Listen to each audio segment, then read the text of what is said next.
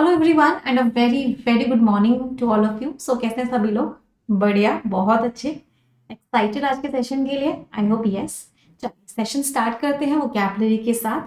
जितने भी नए स्टूडेंट्स हैं इस चैनल में पहली बार आए हैं, सबसे पहले इस चैनल को सब्सक्राइब जरूर कर लेंगे, इस वीडियो को लाइक जरूर कर देंगे और शेयर जरूर कर देंगे।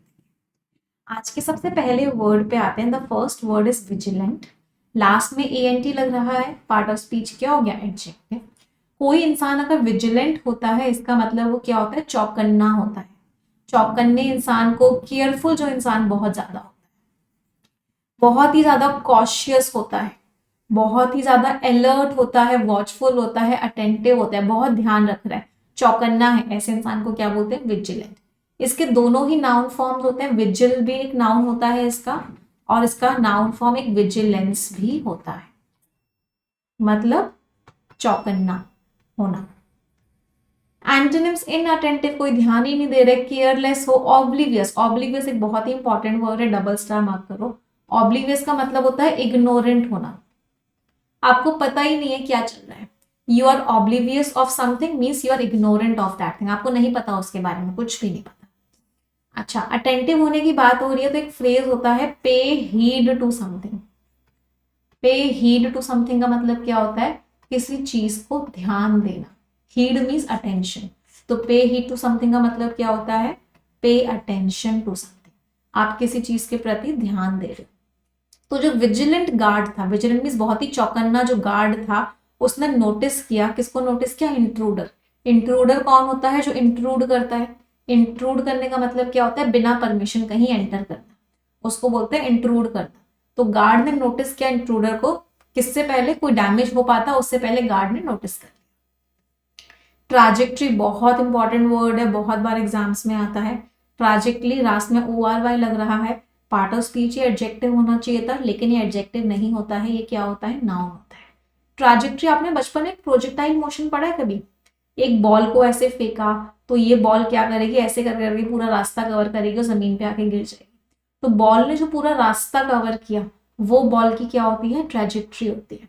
और इसके मोशन को क्या बोलते हैं? इसके मोशन को बोलते हैं प्रोजेक्टाइल मोशन।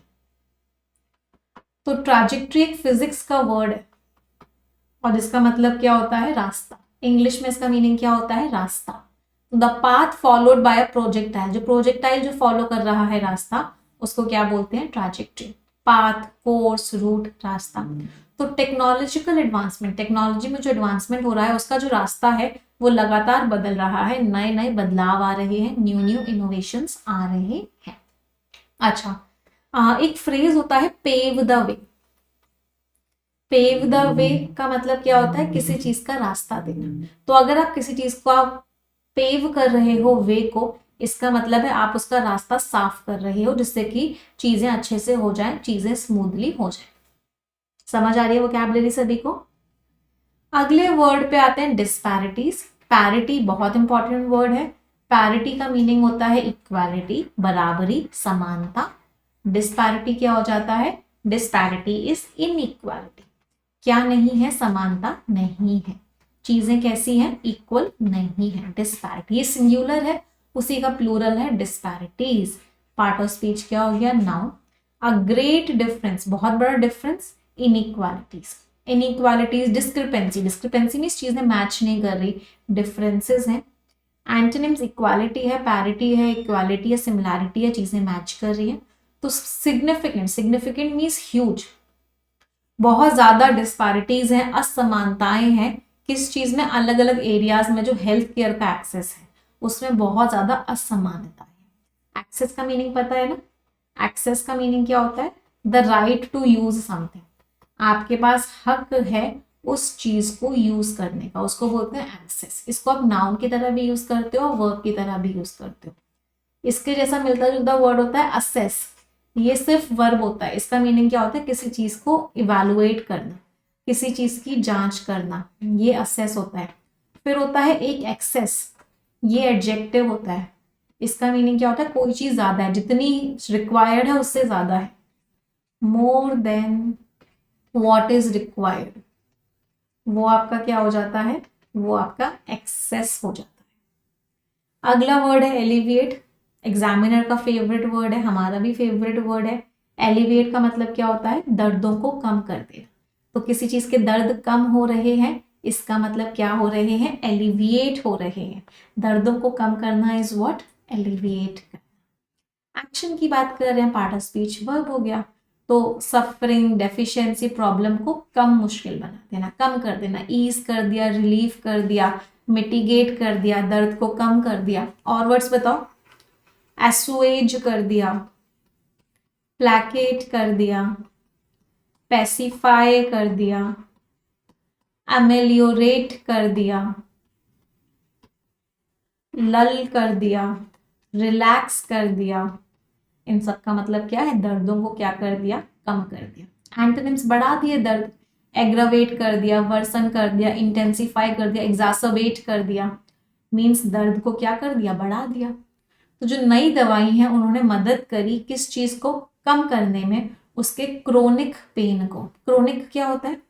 क्रोनिक में रूट वर्ड है क्रोन। क्रोन रूट वर्ड का मीनिंग होता है टाइम। तो क्रोनिक का मतलब क्या होता है? जो लंबे टाइम से चल रहा है उसको हम बोलते हैं क्रोनिक। अगले वर्ड पे आते हैं एट्यून्ड। एट्यून्ड का मतलब क्या होता है? आपका और सामने वाले का तालमेल है। इसका मतलब आप दोनों एक दूसरे के साथ अलाइंड हो, मैच कर रहे हो, दोनों का तालमेल अच्छा है, दोनों का रिलेशन अच्छा है, means you are attuned to that. Part of speech क्या है? वर्ब है। इन हार्मनी, शांति है, अग्रीमेंट है, आपकी बातें सामने वाले की बातें मैच कर रही हैं, आपको पता है उसके बारे में, तो आप अट्यून्ड हो, अलाइंड हो, हारमोनियस हो, सेंसिटिव हो। इसका मतलब क्या है? आप अलाइंड हो, मैच कर रही हैं चीजें। वर्ब की थर्ड फॉर्म एडजेक्टिव की तरह भी यूज हो सकती है। एंटोनिम्स मैच नहीं कर रहे, डिसकनेक्टेड हो, इनडिफरेंट हो। इनडिफरेंट का मीनिंग क्या होता है? कोई फर्क नहीं पड़ता। इनडिफरेंट का एक सिनोनिम क्या होता है? अपेथेटिक हो। अपेथेटिक मीन्स कोई फर्क नहीं पड़ता। अनरिस्पॉन्सिव, कोई जवाब ही नहीं दे रहे। अपेथेटिक में रूट वर्ड क्या है? पैथोस। पैथोस रूट वर्ड का मीनिंग होता है फीलिंग। ए या एन का मतलब होता है नो। तो अपेथेटिक मीन्स कोई फीलिंग्स नहीं है। तो वो बहुत ज्यादा अट्यून्ड है, बहुत ज्यादा वो समझ पा रही है अपने कलीग्स के, अपने साथियों के इमोशंस को, जिसकी वजह से वो बहुत ही अच्छी लीडर है। Next word is adapt. Adapt किस इंसान को बोलते हैं? वो इंसान जो बहुत ही स्किल्ड होता है, निपुण होता है अपने काम में, वो होता है अडेप्ट। पार्ट ऑफ स्पीच क्या है? एडजेक्टिव। इसके जैसे दो वर्ड्स और होते हैं, एक होता है अडेप्ट। अडेप्ट का मीनिंग क्या होता है? आपने अपने आप को एडजस्ट कर लिया उस चीज के हिसाब से, इसका मतलब आपने अडेप्ट कर लिया। एक्शन की बात कर रहे हैं, पार्ट ऑफ स्पीच वर्ब हो गया। फिर एक वर्ड होता है अडॉप्ट।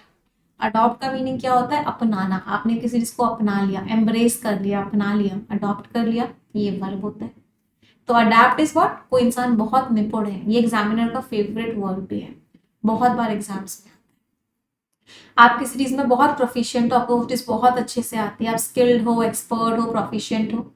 एंटोनिम्स नहीं आती है, इनएप्ट हो, अनस्किल्ड हो, क्लमसी हो, बड़ी गंदी तरीके से काम करते हो।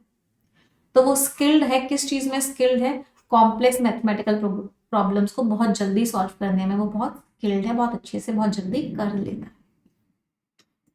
अगले वर्ड पे आते हैं इम्पीड करना। आप किसी चीज को इम्पीड कर रहे हो मतलब रोक रहे हो।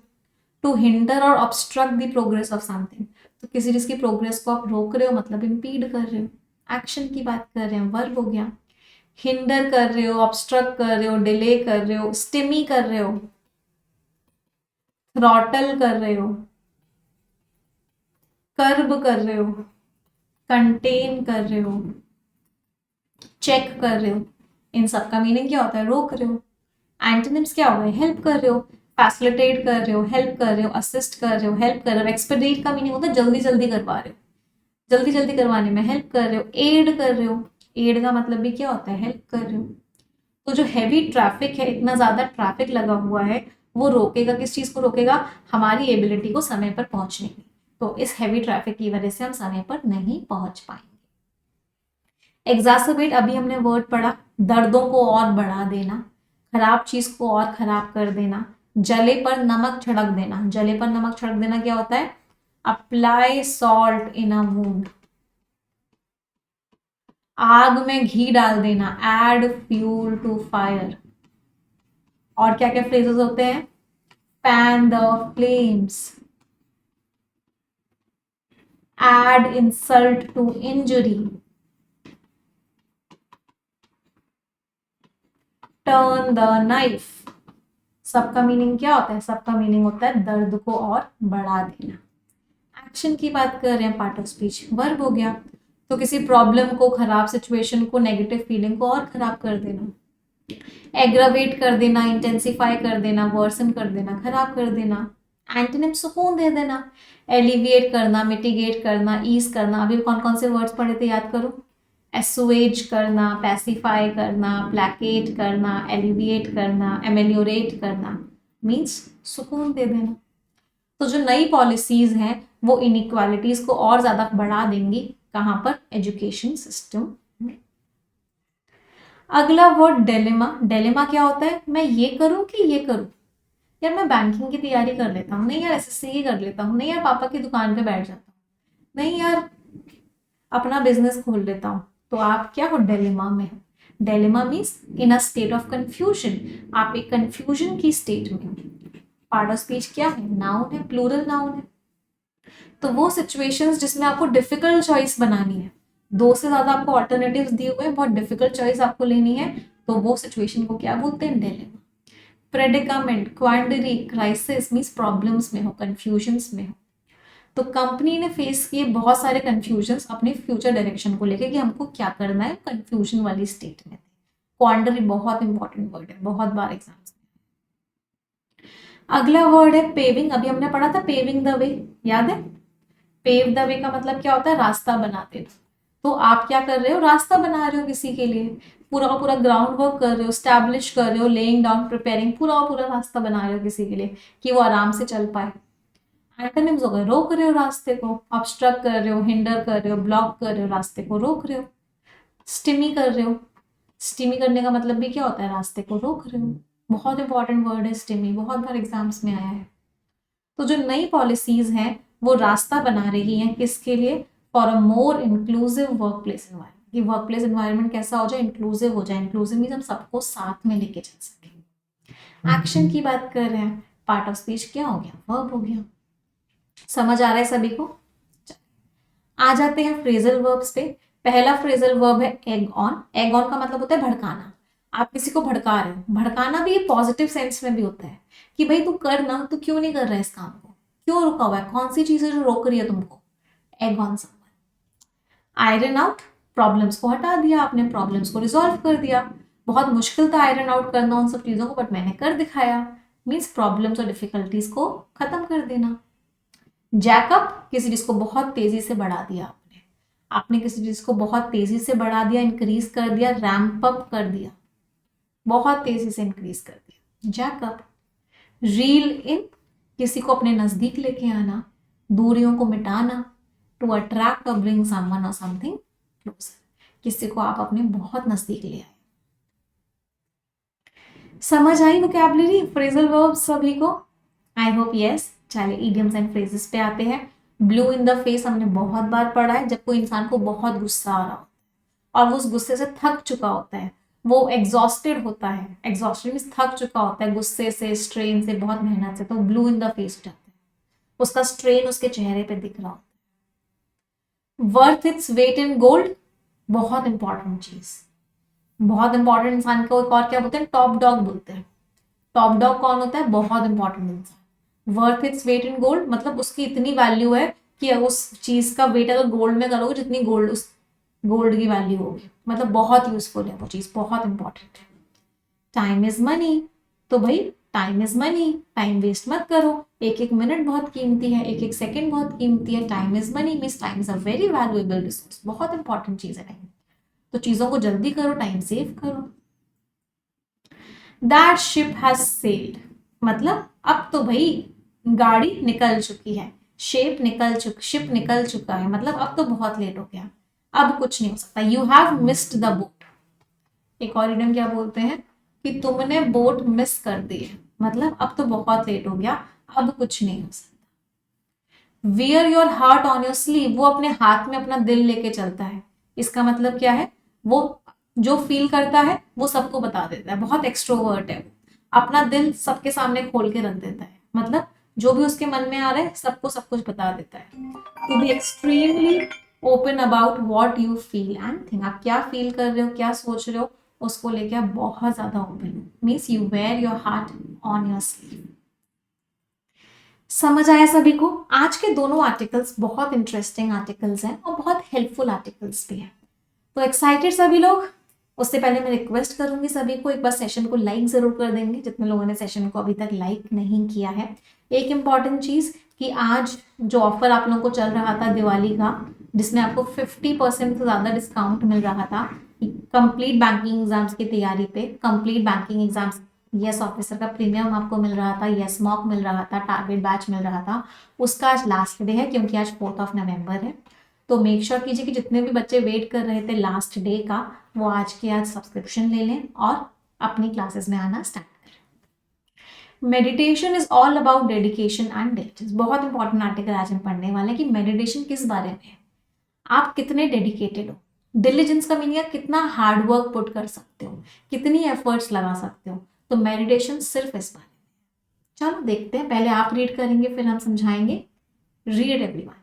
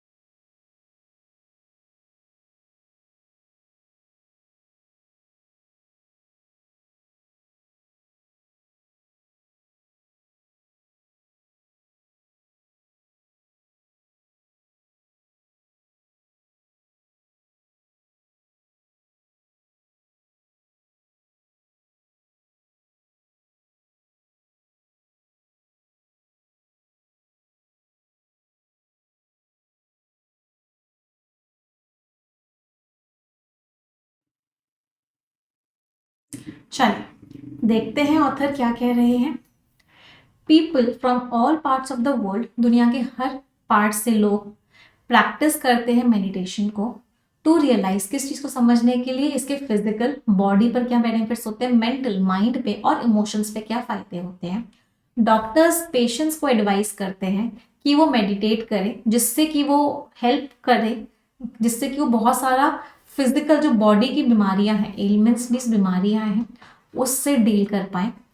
रिसर्च हैज शोन, रिसर्च ने दिखाया है मेडिटेशन का रोल इन स्लोइंग डाउन, की ब्रेन में जो वेव्स चल रही होती है, जो एंजाइटी हो रही होती है, जो स्ट्रेस हो रहा होता है, मेडिटेशन उसको स्लो डाउन कर देता है। विच मेक्स अस फील कामर, जिसकी वजह से हम शांत फील करते हैं। और ये मदद करता है बहुत सारी स्ट्रेस रिलेटेड इलनेसेस से, स्ट्रेस की वजह से जो बीमारियां होती हैं उससे मदद करता है। मेडिटेशन इन्वॉल्व करता है फोकसिंग आवर अटेंशन, कि हम अपने अटेंशन को फोकस कर पाते हैं, जिससे मदद मिलती है कंसंट्रेशन में, और इससे हमारी प्रोडक्टिविटी भी बढ़ती है और एफिशिएंसी भी बढ़ती है जिंदगी के बहुत सारे के सारे स्फीयर्स में, स्फीयर्स मींस एरियाज में। तो हम प्रोडक्टिविटी बढ़ जाती है, हम कम समय में ज्यादा काम करने लगते हैं, एफिशिएंसी अच्छा काम करने लगते हैं, कंसंट्रेट कर पाते हैं, सब कुछ मेडिटेशन की वजह से।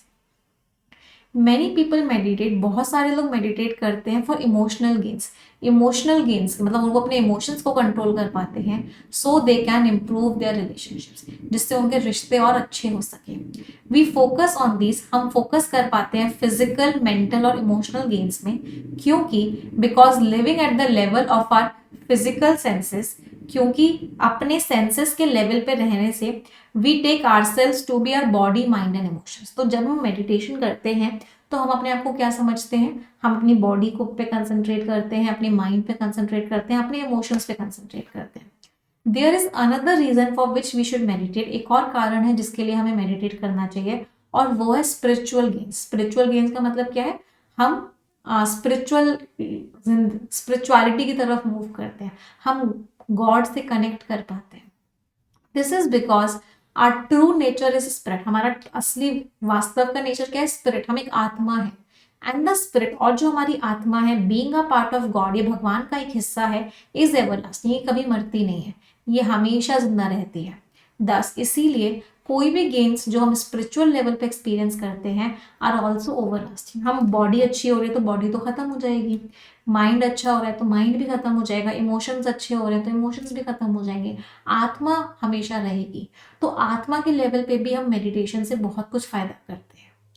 तो पूरे पैराग्राफ की समरी क्या है कि मेडिटेशन के बहुत सारे फायदे हैं, आपका बॉडी से रिलेटेड, माइंड से रिलेटेड, इमोशन से रिलेटेड, स्पिरिचुअल लेवल पे आपका फोकस अच्छा होता है, आपका कंसंट्रेशन अच्छा होता है, बीमारियां चली जाती हैं, आप स्ट्रेस नहीं होते हो, आप शांत रहने लग जाते हो। ये सारे के सारे मेडिटेशन के फायदे हैं। अच्छा, कुछ बच्चों का एक क्वेश्चन है कि मैम आज आपने ये आर्टिकल क्यों लिया है। बेटा इस आर्टिकल को लेने का एक सिंपल सा रीज़न है, क्योंकि आजकल ना हिंदू में एडिटोरियल में बहुत ना न्यूज़ आ रही है, वो भी लड़ाइयों की न्यूज़ आ रही है, यहाँ पे इसकी लड़ाई हुई, वहाँ पे इसकी लड़ाई हुई। बहुत बार क्या होता है, इतना नेगेटिव पढ़ पढ़ के ना हम बहुत बार नेगेटिव हो जाते हैं। तो व्हाट आई वांटेड वाज कि हम ना अब कुछ अच्छी अच्छी चीज़ें भी पढ़ें, हम एक मिक्स बनाएं कि हमें न्यूज़ पता हो और पॉजिटिव चीज़ें भी आपके एडिटोरियल में इंक्लूड की जाएं। तो आपको ऐसे काफ़ी सारे आर्टिकल्स अब मिलेंगे जो आपकी रीडिंग, आपकी ग्रामर, आपकी वोकैबुलरी, आपकी स्किमिंग तो इम्प्रूव करेंगे ही करेंगे, बट एज अ मतलब ओवरऑल हमको लाइफ जीना भी बताएंगे, ओवरऑल हमें और भी तरह की हेल्प करेंगे, इसीलिए आज का ये आर्टिकल। चलो ग्रामर पे आ जाते हैं। कुछ कुछ क्वेश्चंस का सभी लोग मुझे आंसर देंगे। पहला क्वेश्चन सभी से मेरा, एडवाइस और एडवाइस में मुझे डिफरेंस बता दो, ADVISE और ADVICE। दूसरा क्वेश्चन है मुझे इस मेक्स वर्ब का सब्जेक्ट बता दो। तीसरा क्वेश्चन है मेरा, हेल्प देम डील क्यों लिखा हुआ है, हेल्प देम टू डील क्यों नहीं लिखा हुआ है। फोर्थ क्वेश्चन है, गेन्स का पार्ट ऑफ स्पीच बता दो। इसके आगे यहां तक हम पूरा का पूरा पार्सिंग करेंगे। चलिए आंसर बताएंगे। ये जो एडवाइस होता है, सिमिलरली प्रैक्टिस होता है, बिलीफ होता है, ये सारे के सारे वर्ड्स आपके नाउन होते हैं। एडवाइस का मीनिंग होता है सलाह, प्रैक्टिस का मीनिंग होता है अभ्यास, बिलीफ का मतलब होता है विश्वास। ये सारे के सारे नाउन्स हैं। इनके वर्ब फॉर्म्स क्या होते हैं, एडवाइज सलाह देना, प्रैक्टिस अभ्यास करना, बिलीव विश्वास करना, ये सारे के सारे वर्ब फॉर्म्स होते हैं। यहाँ से एग्जाम में बहुत बार क्वेश्चन आता है। तो डॉक्टर्स क्या करते हैं, सलाह देते हैं, देने की बात हो रही है मतलब एक्शन की बात हो रही है, इसलिए हमने यहाँ पे क्या लगाया, वर्ब लगाया। हेल्प के आगे ऑब्जेक्ट हो चाहे ना हो, अगर इसके आगे डायरेक्टली वर्ब आती है तो वर्ब की फर्स्ट फॉर्म आती है, वहां पे हम TO2 नहीं लगाते हैं। और इस वर्ब की फर्स्ट फॉर्म को हम क्या बोलते हैं, we call it bare infinite. क्या बोलते हैं इसको हम, बेयर इन्फिनिट। तो जब भी हेल्प आएगा उसके आगे चाहे ये ऑब्जेक्ट हो चाहे ना हो, अगर वर्ब की फर्स्ट फॉर्म आएगी तो वो डायरेक्टली आएगी, TO2 के साथ नहीं आएगी। ये सारे के सारे कॉन्सेप्ट्स मैंने आपको ग्रामर ग्रंथ में पढ़ाए हुए हैं या 120 रूल्स ऑफ ग्रामर में है, आप दोनों में से कहीं से भी इनको पढ़ सकते हैं। मेक्स अस फील कार्मल, कौन हमें काम फील करवाता है, मेडिटेशन। तो मेडिटेशन इसका सब्जेक्ट है। गेन्स इमोशनल एडजेक्टिव है, एडजेक्टिव किसके बारे में बता रहे हैं, नाउन के बारे में बताता है एडजेक्टिव, तो गेन्स आपका नाउन हो गया। देयर आपका यहाँ पे प्रोनाउन का रोल प्ले कर रहा है, इज आपका वर्ब है, अनदर एडजेक्टिव है, रीजन नाउन है, फॉर प्रपोजिशन है, फॉर विच जिसके लिए, विच आपका रिलेटिव प्रोनाउन है, वी आपका फिर से प्रोनाउन है, शुड आपका वर्ब है, मेडिटेट आपका वर्ब है, एंड कंजंक्शन है, दैट इज एंड दैट आपका प्रोनाउन है, इज आपका वर्ब है, फॉर प्रपोजिशन है, स्पिरिचुअल एडजेक्टिव है, गेन्स नाउन। कितने लोगों के सारे आंसर्स ठीक निकले, I hope many of you. चलिए नेक्स्ट पैराग्राफ रीड करेंगे।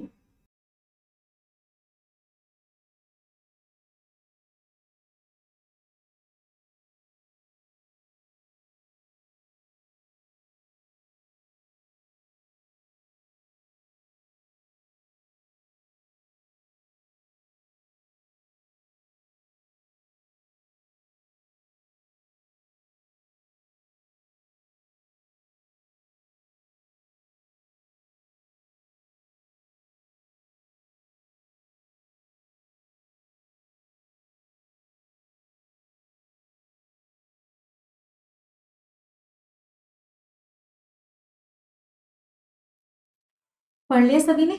चलिए देखते हैं ऑथर क्या कह रहे हैं। As such it is our soul, वो क्या है, हमारी आत्मा है। That we should focus on nourishing, हमें अपनी आत्मा को और स्ट्रांग बनाना होगा, उसको नरिश करना होगा, नरिश मीन्स उसको ग्रो करवाना होगा। While we are in this body, जब हम इस बॉडी में हैं।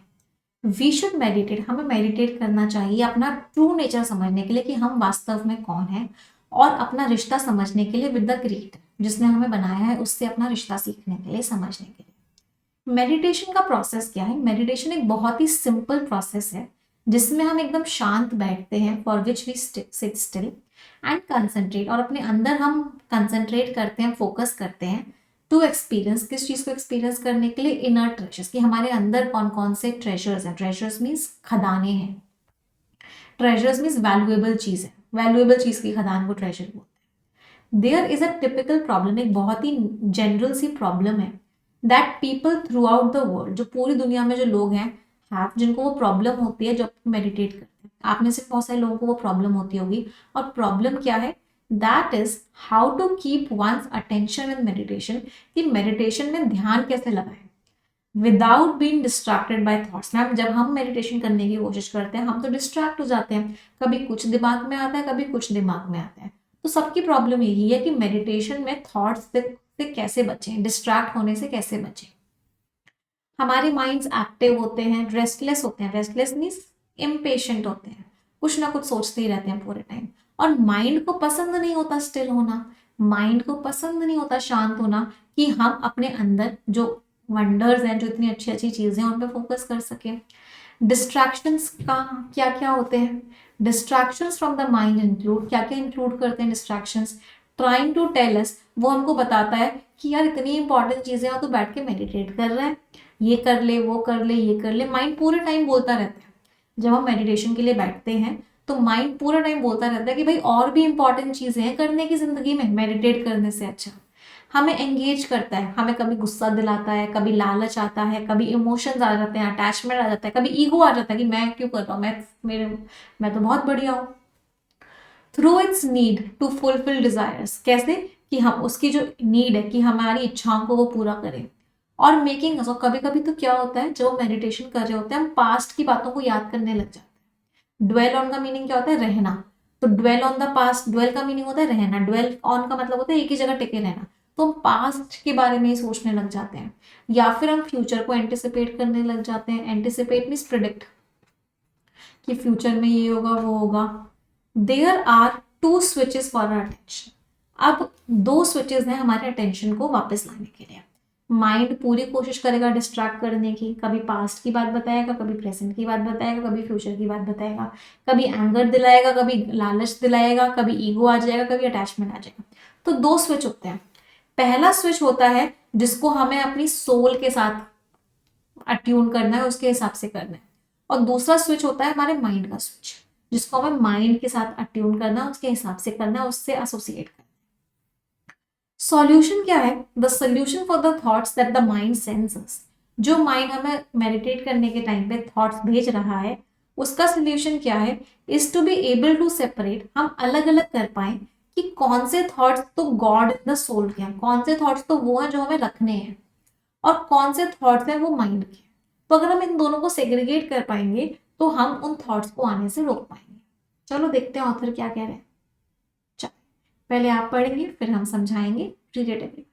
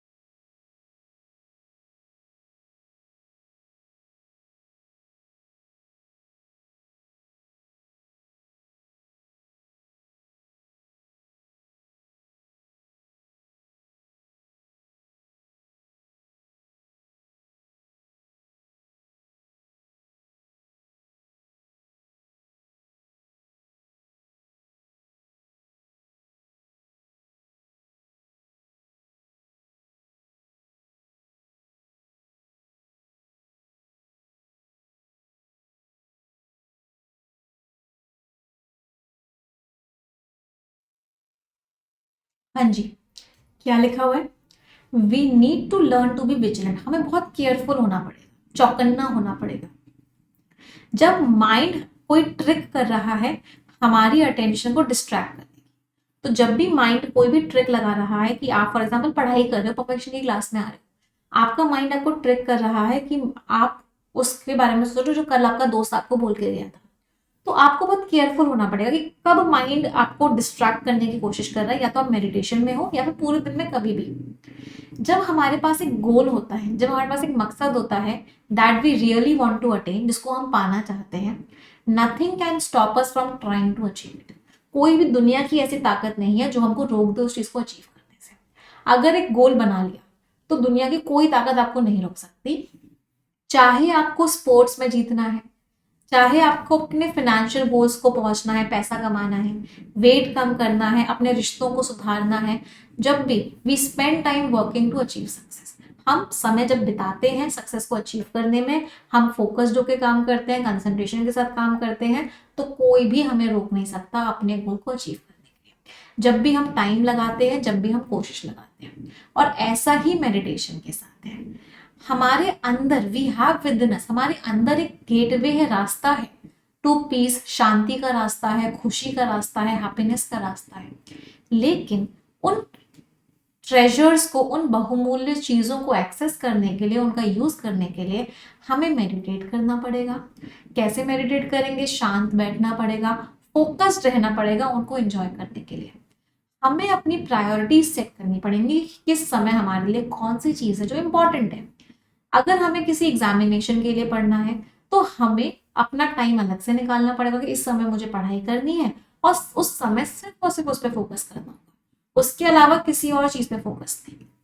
सिमिलरली जब हम एक समय सेट कर लेंगे अपने मेडिटेशन का कि फॉर एग्जाम्पल मुझे सुबह 6 बजे से लेकर 6:30 बजे तक मेडिटेशन ही करना है, तो उस समय हम सिर्फ मेडिटेशन पे ही फोकस करें उस टाइम के लिए। तो जब भी हम किसी चीज को टाइम अलॉट कर देते हैं कि इस समय मुझे ये करना है, अदर एक्टिविटीज को भी, किसी भी चीज को भी आप अलॉट कर दो टाइम पूरे दिन में। आपने टाइम अलॉट कर दिया, आपका गोल है, आपका मकसद है, तो वो चीज होगी ही होगी। इससे क्या होगा, हमारा जो मेडिटेशन का टाइम है वो सिर्फ मेडिटेशन के लिए प्रिजर्व रहेगा, प्रोटेक्टेड रहेगा, सब मतलब सिक्योर्ड रहेगा। हम उस टाइम पे कुछ और नहीं करेंगे। तो पूरे पैराग्राफ की समरी क्या थी? पूरे पैराग्राफ की समरी सिंपल सी थी कि भाई मेडिटेशन के बहुत फायदे होते हैं। मेडिटेशन नहीं कर पाते हैं उसके 2 रीजंस होते हैं। पहला रीजन होता है कि जिंदगी में डिस्ट्रैक्शन बहुत है, तो केयरफुल रहो। जब भी आपको आपका माइंड आपको डिस्ट्रैक्ट करने की कोशिश करे, माइंड को बोल दो भाई तू शांत हो जा, उस चीज को मत सोचो। दूसरी बात, एक टाइम फिक्स कर लो कि मुझे दिन में इस समय मेडिटेशन करना है, इस समय पढ़ाई करनी है, इस समय क्विज करना है, इस समय खेलना है, इस समय एक्सरसाइज करनी है। हर चीज का टाइम फिक्स कर लो। अगर टाइम फिक्स कर लिया, इंटेंशन है अंदर से, गोल है आपका सेट, तो आपको कोई भी चीज उस चीज को पाने से नहीं रोक सकती। This was the main idea of the passage. समझ आया? एनकरेजिंग है भाई, मेडिटेशन के लिए आपको एनकरेज कर रहा है, रिफ्लेक्टिव है, ऑथर सोच रहे हैं, अंदर झांक रहे हैं, रिफ्लेक्टिव है, इंफॉर्मेटिव होता ही है, आज एनालिटिकल नहीं है। क्यों? क्योंकि ऑथर किसी इंफॉर्मेशन को, किसी डेटा को एनालाइज नहीं कर रहे हैं। चलो क्वेश्चंस पर आते हैं। फर्स्ट क्वेश्चन, आंसर बताएंगे।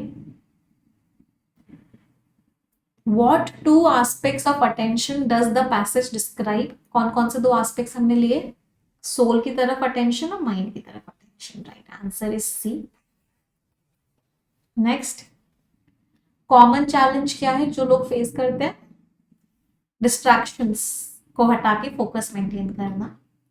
Answer is D. कोई परेशानी किसी को यहां तक? एक बार सभी को रिक्वेस्ट करूंगी सेशन को लाइक कर देंगे तुरंत की तुरंत, जितने लोगों ने लाइक नहीं किया है। चलिए अब आ जाते हैं हम स्किमिंग पे। क्या टेक्नोलॉजी सही डायरेक्शन में जा रही है? इस technology headed in the right direction? चलो ऊपर ऊपर से पढ़ना है, स्किमिंग करनी है। स्किमिंग करके सभी लोग मुझे मेन आइडिया बताएंगे। क्या मेन आइडिया आपको समझ में आ रहा है? आप लोग वीडियो को पॉज करके भी स्किम कर सकते हैं, है ना? टेक्नोलॉजी 2-धारी तलवार है, एक्साइटमेंट भी है, चिंता वाली बात भी है। एडवांसमेंट्स जो हो रहे हैं ये जिंदगी को बहुत अच्छा कर देंगे, चीज़ों से लड़ देंगे। आर्टिफिशियल इंटेलिजेंस से बहुत सारे फायदे हो जाएंगे, रिस्क मैनेज हो जाएगा। रिन्यूएबल एनर्जी टेक्नोलॉजी से क्या होगा? कार्बन डाइऑक्साइड जो हम रिलीज करते हैं वो कम हो जाएगा, जॉब क्रिएशन हो जाएगा। तो मेन आइडिया क्या है, टेक्नोलॉजी के बेनिफिट्स भी हैं, नुकसान भी हैं, कंसर्न वाली चीजें भी हैं, लेकिन ऑथर ने इस पैराग्राफ में सिर्फ बेनिफिट्स बताए हैं। किस किस के बेनिफिट्स बताए हैं, आर्टिफिशियल इंटेलिजेंस के बेनिफिट्स बताए हैं और रिन्यूएबल एनर्जी के बेनिफिट्स बताए हैं। कितने लोगों का मेन आइडिया मैच किया? I hope many of you.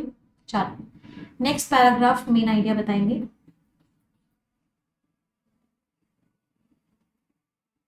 सभी लोग वीडियो को पॉज करके स्कैनिंग कर लेना है ना। एडवांसमेंट्स जो हो रहे हैं, इससे हम जिस तरीके से बातचीत करते हैं, कनेक्ट करते हैं, वो चेंज हो गया। डिजिटल रेवोल्यूशन आ गया, हर किसी के पास इंफॉर्मेशन है, हर किसी के पास एजुकेशन है, अलग अलग बैकग्राउंड के लोग भी ग्रो कर पा रहे हैं। लेकिन इसमें कुछ टेक्निकल प्रोग्रेशन की वजह से, मतलब टेक्नोलॉजिकल प्रोग्रेशन की वजह से, आगे बढ़ने की वजह से कुछ प्रॉब्लम्स भी आ रही हैं जिनको हम इग्नोर नहीं कर सकते। प्राइवेसी का इशू आ गया है, डेटा सिक्योरिटी का इशू आ गया है, ऑटोमेशन बढ़ गया है, एआई बढ़ने की वजह से लोगों की जॉब डिस्प्लेसमेंट को लेकर चिंताएं बढ़ गई हैं। बहुत सारे वर्कर्स को ऐसा लग रहा है कि उनकी जॉब्स चली जाएंगी क्योंकि मशीन्स काम करने लग जाएंगी। ऊपर से इनइक्वालिटीज भी सामने आई हैं बहुत सारी। तो मेन आइडिया क्या था? मेन आइडिया वही था, बहुत बेनिफिट्स हैं, लेकिन ऑथर ने यहाँ पे कुछ प्रॉब्लम्स के बारे में भी बात करी। प्रॉब्लम्स क्या है कि लोगों की जॉब उनसे छिन जाएगी, डेटा प्राइवेसी को लेकर प्रॉब्लम है, डेटा सिक्योर नहीं है, इनइक्वालिटीज क्या हो गई हैं, बढ़ गई है। तो ये सारी प्रॉब्लम्स बताई ऑथर ने टेक्नोलॉजी की वजह से जो आ रही है। Last paragraph for skimming.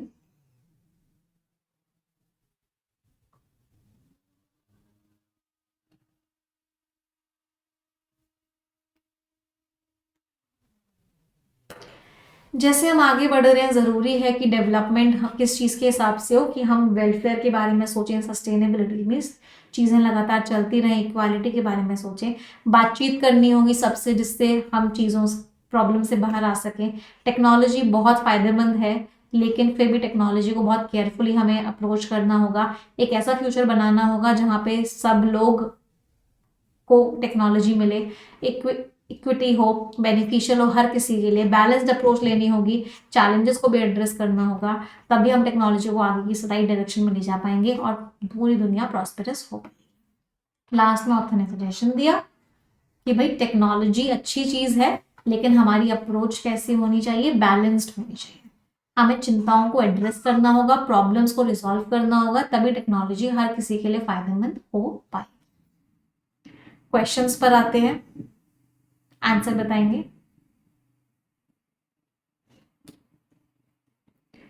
Passage के हिसाब से आर्टिफिशियल इंटेलिजेंस का पोटेंशियल बेनिफिट क्या है हेल्थ केयर सेक्टर में? पैसेज के हिसाब से बात करनी है तो एक बार देखिए आर्टिफिशियल इंटेलिजेंस के बारे में, हेल्थ केयर का कुछ बेनिफिट दिया हुआ था क्या?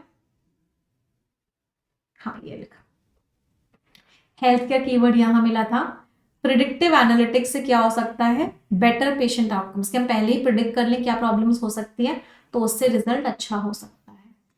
तो आंसर क्या हुआ, improving patient outcomes through predictive analytics. Answer is B. अगला पैसेज क्या सजेस्ट कर रहा है रिस्पॉन्सिबल टेक्नोलॉजिकल डेवलपमेंट के लिए?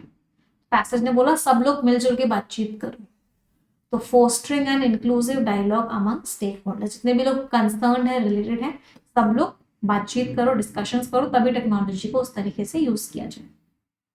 लास्ट क्वेश्चन, पैसेज ने ओवरऑल मैसेज क्या दिया है? पैसेज ने ओवरऑल मैसेज ये दिया है कि भाई टेक्नोलॉजी अच्छी चीज है, लेकिन ध्यान से करो, ध्यान से चीजों को लेके आओ, तो रिस्पॉन्सिबल इनोवेशन को प्रायोरिटाइज करो इंसानों को फायदा पहुंचाने के लिए। Answer is D. समझ आए दोनों आर्टिकल सभी को? चल मैच द कॉलम्स, आंसर्स बताएंगे, देखते हैं कितने लोगों के इडियम सारे ठीक निकलते हैं। ब्लू इन द फेस, बहुत थकान होना गुस्से की वजह से। Worth it's wealth is good, बहुत इंपॉर्टेंट चीज होना, बहुत वैल्यूएबल होना। टाइम इज मनी, टाइम बहुत इंपॉर्टेंट है। शिप हैज सेल्ड, मतलब अब तो अपॉर्चुनिटी जा चुकी है, लेट हो चुका है। Wear your heart on your sleeve means बहुत ही ओपनली अपने इमोशंस को डिस्कस करना। D, C, A, E and B. Scores everyone. 10 शब्द हैं, इनमें से 3 वर्ड्स का मीनिंग सभी लोग कमेंट में लिखेंगे। सबकी जिम्मेदारी है कि आप कम से कम 3 वर्ड्स का मीनिंग कमेंट में लिखेंगे ही लिखेंगे। इट इज़ योर रिस्पॉन्सिबिलिटी, और हर किसी को अपनी जिम्मेदारी पूरी करनी है हर हालत। जो जो बच्चे मीनिंग्स लिखेंगे उनमें से एक बच्चे को हम success no more an illusion book भी गिफ्ट करेंगे। जिस बच्चे के घर वो बुक भिजवाई जाएगी उस बच्चे का नाम कल कमेंट सेक्शन में पिन भी हो जाएगा।